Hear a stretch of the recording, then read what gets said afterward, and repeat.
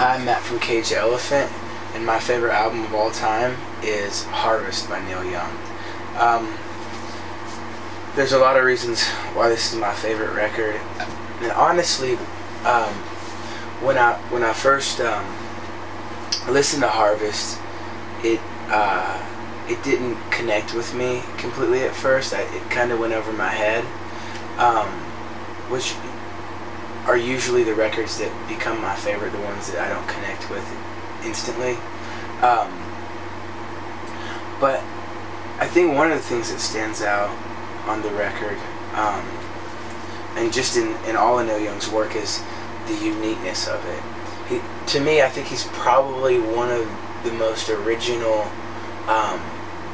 pop artists ever. And when I say pop artists, I mean popular music, but like with a lot of the other artists, like the Beatles or the Rolling Stones, there's a common fiber in their melodies. It almost seems like a lullaby. It's like twinkle, twinkle, little star, and okay. So with the Beatles, I wanna hold your hand. It's the very same kind of like, how much is that doggy? And that was intentional. You know, that was John Lennon's thing. He said if you could write a rock song that was like a lullaby, well, then you could reach a lot of people.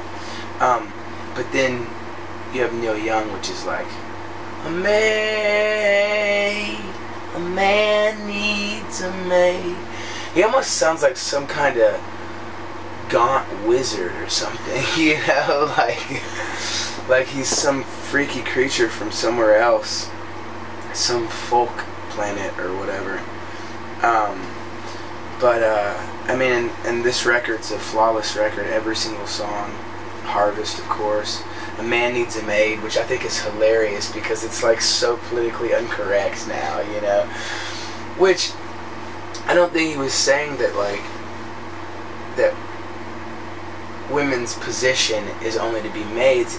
The song is really about the fact that he's been hurt by so many women that he doesn't even want a woman in his life in a romantic way. Just, you know, stay out of my life kind of a thing, you know.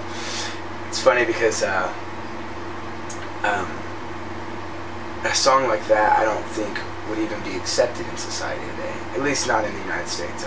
But then you have Heart of Gold, which is another classic. Old Man, which is incredible. Alabama, The Needle and the Damage Done, and of course he's just brilliant with words. I heard it once, actually I picked up a lot from Neil Young, not necessarily in like musical style but in approach, but I heard that Neil Young never listens to music unless it's unless he's in the area that music is indigenous to. So if he were going to listen to hip-hop, it might be in the Bronx in New York. Or if he was going to listen to folk music, he might want to listen to that in Nashville, Tennessee, or wherever. So I thought that was really interesting. And on this past record, I cut myself off from listening to all audio recordings, not to be so directly externally influenced. Which I don't know if that's why Neil Young does that, but I did still listen to Neil Young and this record. If people ask you that question, if you were exiled to an island and had one record to take with you, this would definitely be that record. And his guitar tones, like, they're so simple, but so unique and perfect. They're almost like liquid. It sounds like a guitar is like melting over the edges of the song. You know, like if it was a candle that was burning and the guitar just is like the wax that's melting down.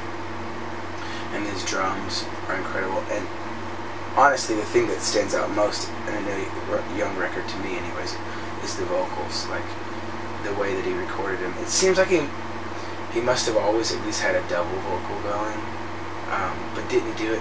And his harmonies are so strange. They seem very like a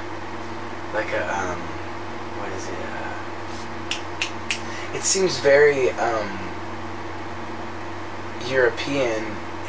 His harmonies European, as in like Germanic tribes, like something that would have been from like way a long time ago, you know. Really great stuff. So anyways, that's why this is my favorite record.